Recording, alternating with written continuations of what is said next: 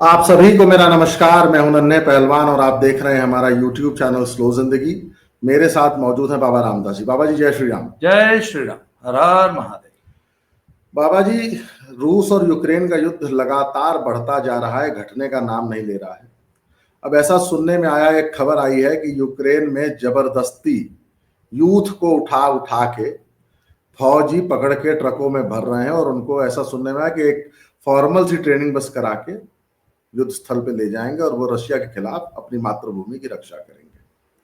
उधर राहुल गांधी कहते हैं कि सबसे पहला काम जो हमारी सरकार जो 2029 में आनी है, अभी आज से 4 साल बाद, वो आते ही अग्निवीर योजना को खत्म करेंगे। मैंने और दुनिया ने तमाम ऐसे किस्से सुने हैं जिसमें पहले कैसे सरकारी नौकरी मिलती थी और उसमें फौज की नौकरी कैसे मिल जाती थी। वो किस्से भी बड़े रोमांचक है और मतलब एक से एक किस्से। और लोग आज के अगर किसी यूथ को, किसी यंग बच्चे को सुना दो ना, तो कहेगा झूठ बोल रहे हैं। वो इस बात को मानेगा ही नहीं, स्वीकारेगा ही नहीं कि सच में किसी जमाने में सरकारी नौकरी ऐसे मिला करती थी, उसमें भी फौज की ऐसे मिल जाया करती थी। फौज की नहीं, पहले तो मुझे याद है जब ये अग्निवीर आई थी और जब इन लोगों ने सब तमाम ऑब्जेक्शंस किए थे ना, तो आर्मी के एक जनरल साहब ने एक टिप्पणी की थी कि भैया फौज है, कोई मनरेगा योजना नहीं है। फौज जो है बेरोजगार युवाओं को रोजगार देने के लिए नहीं खड़ी की जाती है।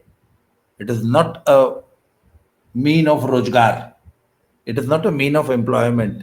देश की सुरक्षा के लिए फौज खड़ी की जाती है। और वो जो यूक्रेन में जबरदस्ती उठा के, लिटरली उठा के, खींच के 4 लोग मिलके जबरदस्ती फौजी ट्रक में भर के ले जा रहे हैं लड़कों को, और लड़के फौज में जाना नहीं चाहते। इधर हमारे यहाँ कितना बोलते हैं, 7 लाख या 10 लाख सिपाही का? मिनिमम 7 लाख तो है ही। गांव में ऐसे एजेंट घूमते हैं जो लड़कों को बेवकूफ बनाते हैं कि 7 लाख रुपया दे दो तो तुमको भर्ती करा देंगे। पुलिस का क्या रेट चल रहा है इस समय वैसे? 12 लाख, 14 लाख, 15 लाख। यूपी पुलिस का 12, 14, 15। रेलवे में group D 12 lakh. Group D 12 lakh. और पटवारी लेखपाल 20 लाख। 20 लाख। पंजाब में 50 लाख।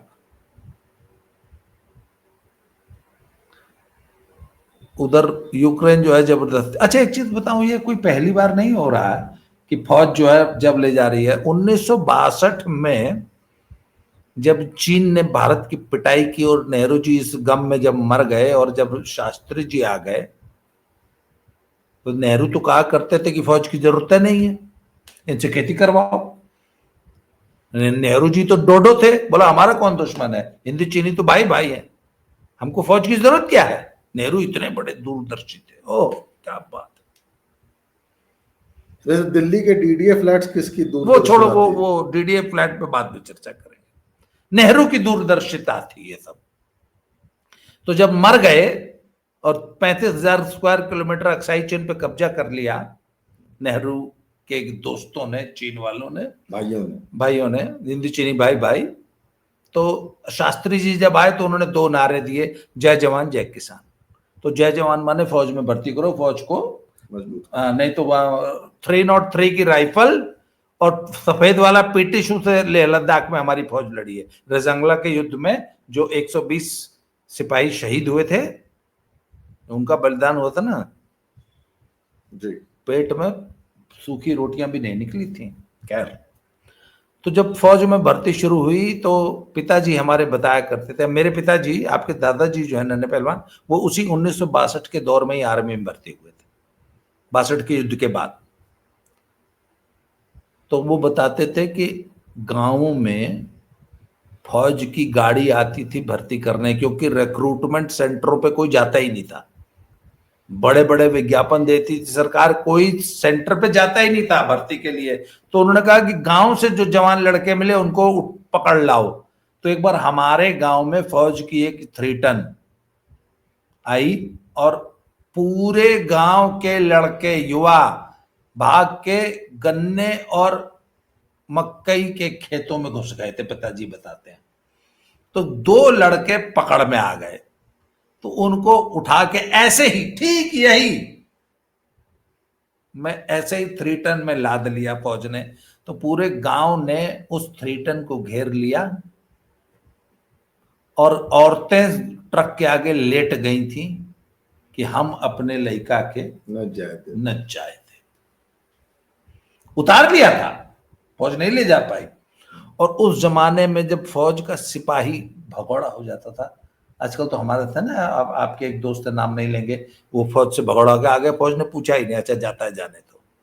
पूरा 60s में जब कोई फौज से भगौड़ा के आ जाता था, पता है क्या करते थे? आती थी फौज एकदम जैसे एक अपराधी को ढूंढा जाता है, ढूंढ के पकड़ के बेइज्जत करके, उसी तरह शक्तिमान 3 टन गाड़ी लेके आती थी टाटा की, और लाद के लेके जाती थी। भागने नहीं देती थी फौज किसी को। आजकल तो भागता भाग जाए। नहीं, आजकल तो अगर आप रिजाइन करना चाहते हो तो आपको तुरंत एक्सेप्ट कर। पुराने जमाने में डिस्चार्ज देती नहीं थी आर्मी, ऐसे कैसे कोई फौज छोड़ के भाग जाएगा। खैर, उस जमाने में फौज की नौकरी कैसे मिलती थी? बहुत से लोग भर्ती हुए। हमारे गांव में एक सज्जन थे, वो बताते थे कि पता नहीं घर पे किसी ने डांट दिया या कुछ हो गया, तो घर से भाग गए। महापुर में रेल चलती ही थी, रेल से पकड़े, पता नहीं कहाँ चले गए, बनारस में कहीं एक जगह गए तो बहुत लंबी लाइन लगी हुई। किसी ने कहा पूरी सब्जी बट रही है, पूछ रहा कि कहो भैया कैसन लाइन लगल है? तो बोले तो लग जो पूरी सब्जी बटती है। इनको भूख लगी थी तो ये भी उस लाइन में खड़े हो गए। तो वहां पे नाप जोख होने लग गई। तो इन्हें कहा ये का? बोले अरे फौज को भर्ती है। भागने लगे तो दौड़ा के पकड़ ली। क्या इससे कैसे भाग जाएगा? जबरदस्ती पकड़ के फौज में भर्ती कर दिए। खैर वो बाद में पूरी नौकरी किए, रिटायर होके आए, अभी भी गांव में रहते, नाम नहीं लोग, आप ही के गांव में, बगल में जलालपुर की बात। इस तरीके से नौकरी मिलती थी। आज जिस नौकरी की मारामारी है ना, सरकार पकड़ पकड़ के नौकरी। और एक चीज अभी भी जो ये सरकार फौज की नौकरी के लिए लोग पैसा तक देने को तैयार है, हालांकि पैसा चलता नहीं, लोग बेवकूफ बनाते हैं। ये पता है क्यों है? क्योंकि मालूम है कि न तो अब युद्ध होने हैं वैसे जैसा यूक्रेन रूस का चल रहा है, और अगर युद्ध हो भी गए तो अब कैजुअल्टीज नहीं होती युद्ध में, है ना। आज अगर सचमुच कोई कायदे का युद्ध हो जाए और उसमें पता लग जाए ना ये लोगों को कि भैया जान चल जाई, कोई नहीं जाएगा। और ये कोई नहीं अग्निवीर, तब तो लोग झगड़ा करेंगे कि नहीं हम पक्की नौकरी नहीं करेंगे, हमको अग्निवीर बना लो 2 साल के लिए। क्यों? इनको पता है बढ़िया तनख्वाह मिलनी है, बढ़िया फैसिलिटीज है, इसलिए सब नौकरी के लिए मारामारी कर रहे हैं। जिस दिन सचमुच जान पे बनाएगी ना, खाली हो जाएंगी रिक्रूटमेंट सेंटर्स। और वो जो जमाना था ना, नेहरू, इंदिरा और राजीव तक का जमाना, मैं आपको उस जमाने के नौकरी के किस्से अगर बताऊंगा तो आप हंसते हंसते लोटपोट हो जाएंगे। एक बड़ा मशहूर किस्सा है, सुल्तानपुर, जिला सुल्तानपुर जो है, जौनपुर, बनारस, जौनपुर और लखनऊ के बीच में जो जिला सुल्तानपुर पड़ता है, वहां के एक बाबू साहब थे। ये बात है 1960s और अर्ली 70s की। तो बाबू साहब कलकत्ते में रहते थे और सेंट्रल बैंक ऑफ इंडिया के कलकत्ता का जो हेड ऑफिस था, उसके जो वहाँ जो शायद एमडी थे या जो भी सबसे बड़े अधिकारी थे, जो भी होंगे, चेयरमैन भी थे वो बैंक के, उनके ऑफिस के बाहर वो दरबान खड़े थे। अच्छा, आपको मालूम है दरबान जो है बड़ी लहीन शहीन पर्सनालिटी के लोग हुआ करते थे, 6-6.5 फुट हाइट है, धोती कुर्ता, मोछ, मतलब वो एयर इंडिया में जो महाराजा वाला जो छवि है वो वाली। उनके बारे में एक चीज फेमस थी कि वो हावड़ा स्टेशन से करीब 1-1.5 किलोमीटर दूर एक कमरा लेके रहते थे, अकेले, तब परिवार नहीं रहते थे, अकेले रहते थे। उनके 1-2 कारिंदे और उनके साथ रहते थे। उनके घर के बाहर एक कुआं था, उस कुएं पे सुबह बैठ के वहां थोड़ी दंड बैठक कसरत करते थे, तेल मालिश करते थे, फिर नहाते थे। सुबह 4 बजे से 6 बजे के बीच में 2 ट्रेनें बनारस, मुगलसराय और इन एरिया से हावड़ा आया करती थी, अभी भी आती हैं। उससे प्रतिदिन 1-2 लड़के उतरते थे सुल्तानपुर एरिया के, प्रतिदिन 1-2, और उतर के पूछते पुछाते उनके घर आ जाते थे कमरे पे। वो वहां बैठे होते थे सुबह सुबह, आवा, वो आया, पैर छुआ, आवा बचवा, कहां से हिला, बैठो बैठो, चलो जी चाय नाश्ता कराओ, चलो नहा लो, कुएं से बाल्टी से पानी खींचे, नहा लिए, तब तक 8 साढ़े 8 बज गया, चला दुख और खा ला, उन्हीं के घर खाना खाते थे। फिर वो पूछते थे कैसे आइला, तो बच्चा, एक मैं अपना आंखों देखा अनुभव बता रहा हूं, उन्होंने मुझे खुद ये किस्सा सुनाया। कहते मैं तो बच्चा था, मुझे कुछ पता ही नहीं था, तो उन्होंने पूछा कैसे आइला, मेरे से कोई जवाब ही ना सूझे, तो उन्होंने पूछा नौकरी करबा, तो मैंने ऐसे ही धीरे से बोल दिया, बोला चलो कोई बात नहीं। 8:30-9 बजे वो पैदल ही ऑफिस जाते थे, साथ में वो लड़का चला गया। वहां पहुंचे 9, 9:15 पहुंचे। ए बड़े बाबू, हाँ हाई देखा एक लड़का आयल। अगर तो लड़का 10वीं पास है तो सेंट्रल बैंक ऑफ इंडिया में क्लर्क कैशियर लग जाता था, अगर 5वीं या अनपढ़ है, चलो हेल्पिंग स्टाफ में लग जाओ। लोग बताते हैं कि उस जमाने में उन्होंने 400-500 लोगों को सेंट्रल बैंक में नौकरी दिलवाई थी, इस तरीके सिर्फ कह देने भर से नौकरी लग जाती थी। और जिन्होंने मुझे ये किस्सा सुनाया था वो खुद ऐसे ही नौकरी लगे थे, उन्हीं ने लगवाई थी। वो बताते थे कि उस जमाने में ऐसे मिलती थी नौकरियां। और कब का जमाना था ये, कोई बहुत बहुत मतलब 1960, 70, 75, 80, 82, 84 तक नौकरियां ऐसे ही लगती थी। कांग्रेस ने जो सिस्टम बनाया था उसमें तो टोटल बंदर बांट थी। ये उसके बाद जो ये यूपीएससी वगैरह जो बने और उसके बाद जो आयोग बने, और अब तो ग्रुप डी की नौकरी के लिए भी इतना जबरदस्त लाखों लोग कंपटीशन देते हैं, ये होता है, सब कुछ होता है ना, कुछ नहीं था। पर्ची, सिगरेट की पर्ची पर, पन्नी पर पर्ची वैसे नाम लिख के दे दिया जाता तो नौकरी मिल जाती थी। और एक नहीं, हजारों किस्से हैं भाई। बाबा जी, बनारस का बड़ा मशहूर किस्सा है, यही लालू यादव रेल मंत्री हुए और बिहार के एक विधायक, पूर्व मंत्री, उनके यहाँ दिल्ली पहुंचे और मिनिस्ट्री कोटे से या जीएम कोटे से 2 या 3 लोगों को नौकरी लगवाए इसी DLW, diesel locomotive works Banaras, जो अब शायद बीएलडब्ल्यू हो गया। और उसके बाद 300 या 400 लड़कों से उस वक्त, आज से 10, 15, 20 साल पहले 3 से 4 लाख रुपया बटोरे 300-400 लड़कों से, 300-400 लड़कों से, और उसमें 99% अहिर थे। अब मैं आपको बता, हाँ, आप लोग कहते हैं ना समाजवाद का सामाजिक न्याय है, यदुवंशियों का सामाजिक न्याय, कि एक यादव नेता ने दूसरे यादव नेता के नाम पे, नौकरी के नाम पे 400 यदुवंशियों को ठगा था। एक लड़के का पैसा वापस हुआ था, वो लड़का क्योंकि काबिल था और उसके ऊपर एक यूपी के यादव माफिया का हाथ था, तो उस यादव माफिया ने उस यादव नेता को फोन किया बिहार में कि विधायक जी, फलाना हमारा चेला है, वो पैसा हम दिया हूं 4 लाख। एक आदमी का पैसा वापस हुआ, बाकी 400 लोगों को पैसा डकार आ गए। 2 जगह से चुनाव लड़े, दोनों से चुनाव हार गए। अच्छा, आगे सुनिए। 76-77 में, यस 77-78 के आसपास, इमरजेंसी के बाद या इमरजेंसी से पहले, इमरजेंसी से पहले बनारस के एक बहुत बड़े नेता रेल मंत्री हुए, उनकी बहू थी, उनका नाम था बहू जी। उस जमाने में बहू जी 2500 रुपया लेती थी, मुझे एक चित्र याद है। हालांकि उन दिनों भी 2500 ठीक ठाक बड़ी रकम थी। 2500 रुपया लेती थी और एक पर्ची पे नाम लिख के अपना सिग्नेचर कर दिया करती थी, और 2500 रुपये रेट था गार्ड और टीटी की नौकरी का 1977 में। मुझे इसलिए याद है क्योंकि हम उन दिनों बनारस रहा करते थे और 7th क्लास में हम लोग केवी बीएचयू कैंपस में पढ़ते थे। तो हमारे गांव के एक भैया थे, उनको 2500 रुपये जुटाना था, तो वो पिताजी से पैसा मांगने आए थे, रिश्तेदारी में थे।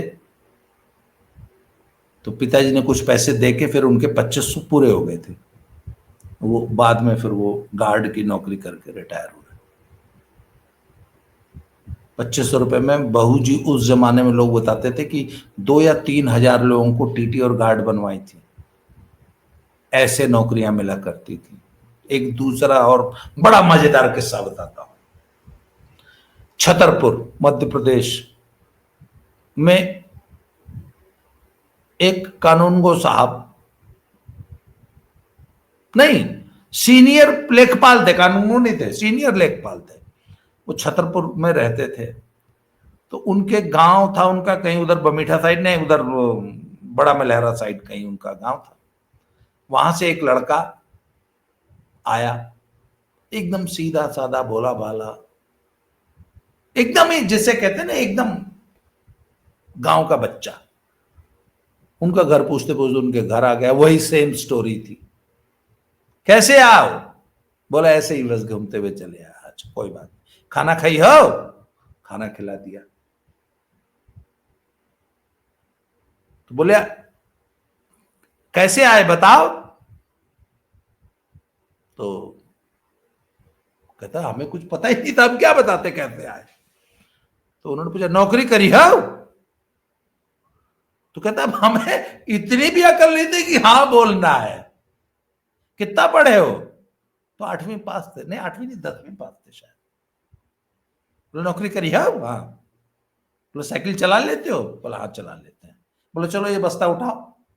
वो पटवारियों के पास लाल कपड़े से बंधा हुआ बड़ा बस्ता, सारे कागज नक्शे होता है, नक्शे। वो साइकिल में पीछे। तो चलो उस बस्ते को उठा के साइकिल के पीछे कैरियर पे बैठ जाओ। ले गए वहां तहसील में, उसको लेखपाल लगवा दिए। ये किस्सा उनके बेटे ने मुझे सुनाया था जब मैं छतरपुर में पोस्टेड था। ऐसे मिला करती थी नौकरी।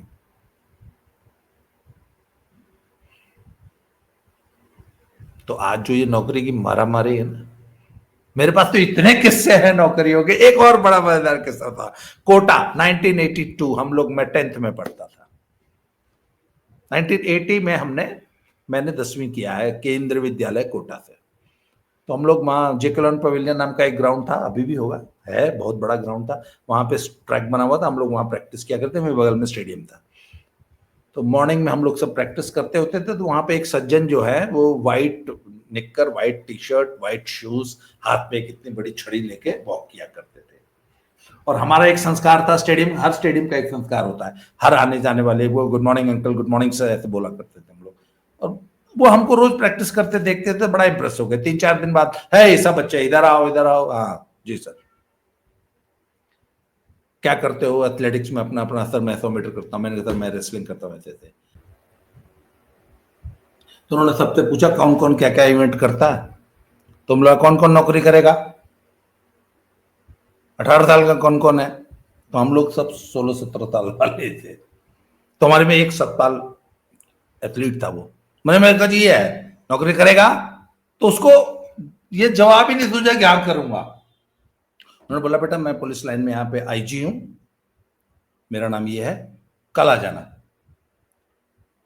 और हम 4-5 लड़के सतपाल को ऐसे कंधे पे लाद के जबरदस्ती पुलिस लाइन ले गए। वहां हमने गेट पे बताया कि ऐसे आईजी साहब हैं, इनका नाम ये है, उन्होंने हमें बुलाया। तो वहां पर तुरंत हाजिर कर दिया। आगे बेटा आ गए, वेरी गुड, शाबाश। ये वो इनको इस लड़के को भर्ती कर दो। सतपाल पहलवान राजस्थान पुलिस में भर्ती हो गई थी। 5 दिन बाद सतपाल पहलवान वापस स्टेडियम में हाजिर। अरे मैंने क्या हो गया? बोला जी नहीं लग गया, जी नहीं लग गया। खैर सब,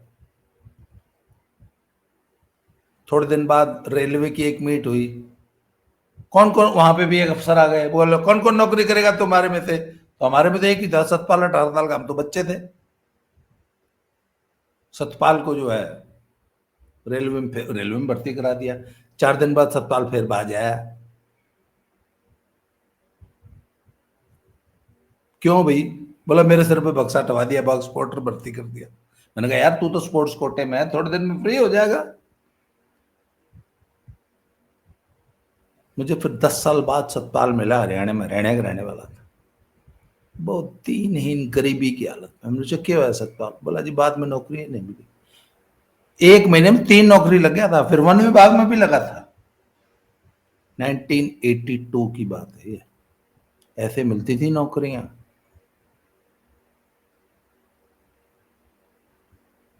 आज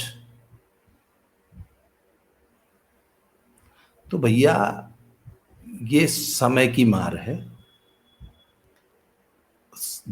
देश बदल गया, समय बदल गया, समाज बदल गया। पुराने जमाने में लोग नौकरी करना ही नहीं चाहते थे। हमारे सैदपुर के एक भाऊ साहब हैं, जमींदार खानदान के थे। उनके कुछ लोग वहाँ हैदराबाद, उधर कागज नगर, उधर इधर आंध्र प्रदेश में ना नौकरी किया करते थे। तो उनके साथ ये भी चले गए, तो उनको वहाँ पे वन विभाग में फॉरेस्ट गार्ड लगा दिया। तो 4-5-10 दिनों बाद नौकरी की, तो वहाँ फॉरेस्ट रेंजर ने उनको कुछ डांट दिया था। अब ठाकुर साहब के लड़के थे जमींदार के, तो उसको उन्होंने माँ बहन की गाली दी। अरे सारे, अरे रेंजरवा, जितना है तोर कुल जंगल है ना, उतना हमारे परती छुटल। जमींदार, सचमुच जमींदार साहब के बेटे थे ना। बोले जितना बड़ा तेरा ये पूरा जंगल है ना, उतना तो हमारा खेत बिना बोए छोटा हुआ। साले तेरी बात थोड़ी न सुनेंगे, नौकरी छोड़ के आ गए। वो छोड़ दो, तुम्हारे अपने घर में हमारे सबसे बड़े कजन ब्रदर, जो हमारे फर्स्ट कजन है, उनको ऐसे ही किसी ने अमीन, अमीन एक पहले पोस्ट हुआ करती थी, शायद पटवारी से ऊपर होता था, कानून को तो नीचे होता था। उनको अमीन बना दिया था, जो कि संग्रह करने वाला एक अधिकारी होता था। अब वो अमीन की पोस्ट शायद एबॉलिश हो गई है। 4 दिन गए, 5वें दिन नहीं गए भाऊ साहब। बोला काहे ना गिला? बोला अरे बहुत गंदी नौकरी, जेकरी दोबारे चल जाओ गाड़ी दे वाला। क्यों? आगल सरवा वसूल है, क्योंकि लगान वसूली का काम होता था ना। बोला जिसके दरवाजे जाओ ताले वही गाली देते हैं कि आ गया वसूलने। कौन गाली सुनेगा पब्लिक की? सरकारी नौकरी थी। आज लेखपाल का रेट 20 लाख रुपए। आज लेखपाल 50,000 महीना नौकरी कमाता है यूपी में। पंजाब में 2 लाख पटवारी साहब।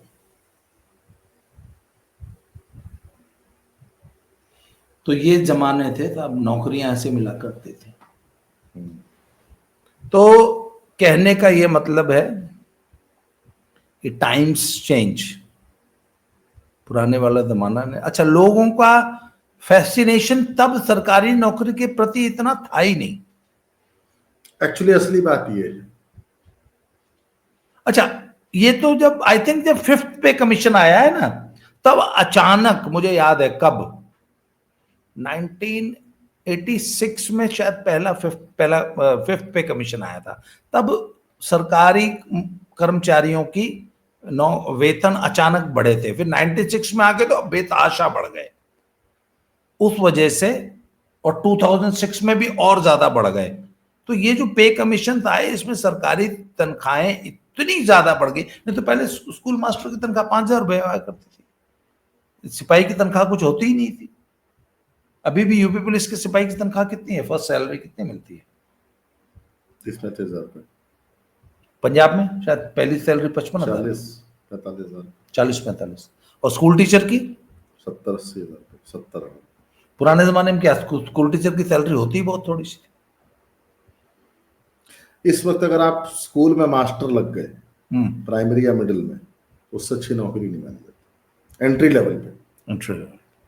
अच्छा, ये गांव में जो ये क्या कहते हैं, ये सफाई कर्मी की जो एक 30,000 रुपए सैलरी आजकल, 30-32-35। होता क्या है उसका प्रोफाइल बताओ। कुछ नहीं करता है। गांव के जिस गांव में उसकी सेटिंग होती है, उस गांव की साफ सफाई की उसकी जिम्मेदारी होती है। नालियों, खड़ंजा है, हाँ, जो भी हर तरह की सफाई।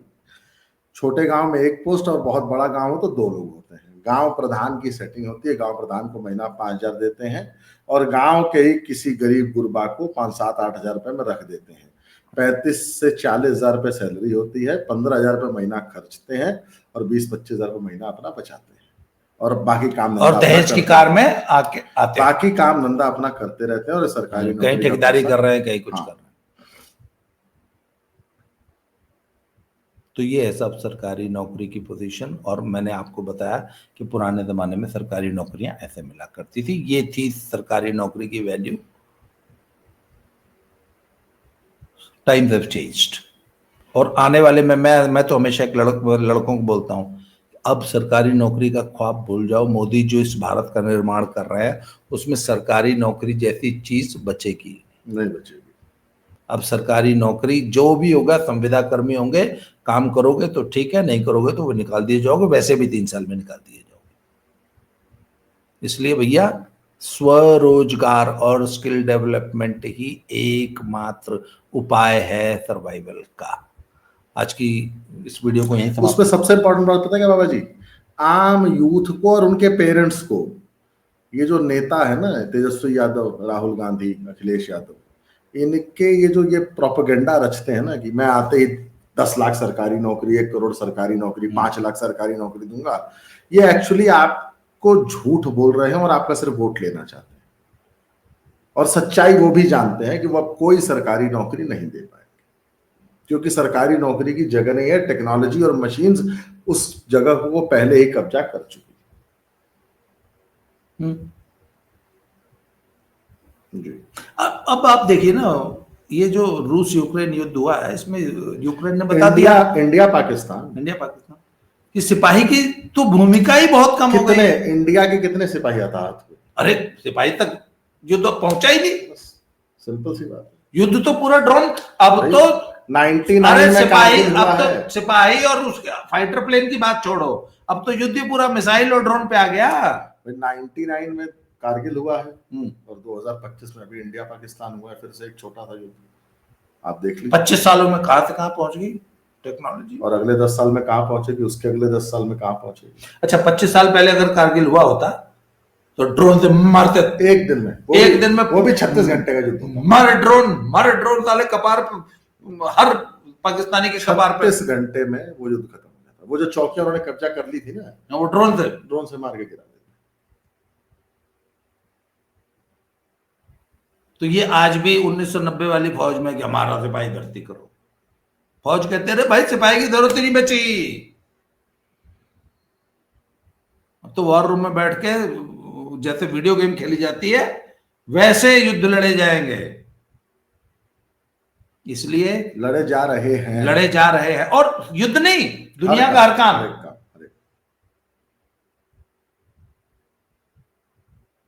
इसलिए आपकी नौकरी इससे पहले कि एआई और ड्रोन खा जाए और कोई रोबोट खा जाए, अपना इंतजाम कर लो। आज की चर्चा को ये समाप्त किया जाता है। फिर से दोबारा मिलते हैं ऐसे किसी मजेदार रोचक चर्चा में। तब तक के लिए जय श्री राम, हर हर महादेव। जय श्री।